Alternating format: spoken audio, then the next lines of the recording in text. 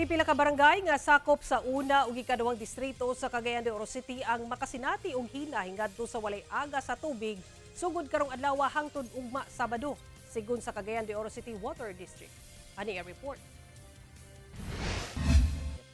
Huwebes sa buntag, nagpagawas og advisory ang buhatan sa Cagayan de Oro City Water District nga makasinati og hinay ngadto sa walay aga sa tubig tungod matud pa sa low flow delivery gikan sa bulk water supplier nga Kobe ang east portion service area sama sa Upper Makasandig, Barangay Kamaman-an, Lapasan ug Gusa sa syudad.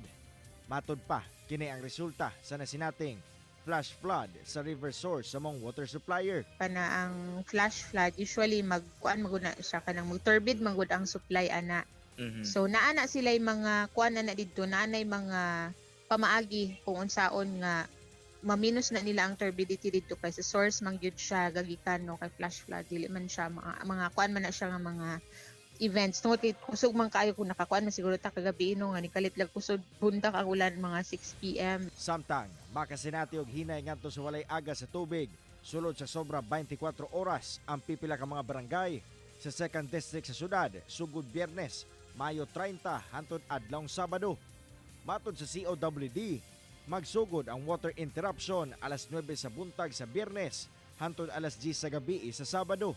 Kinitungod sa himuong interconnection sa newly constructed 10 MLD Lagoon o relocation sa 3 culvert crossings sa Barangay Tagwanaw. Apektado ang mga lugar nga inyong makita sa inyong TV screen. Samtang apektado sab sa susamang aktibidad sa water supplier ang pipila ka mga barangay sa 1st District sa syudad. Magsugod ang hinay ngadto sa walay aga sa tubig gikan alas 9 sa buntag sa Sabado hangtod alas 5 sa hapon. Makita ang mga apektadong lugar sa inyong TV screen. Busa, karon pa lang nag-awhag na ang COWD sa katawhan nga mangandam ug magpundo na daan og tubig.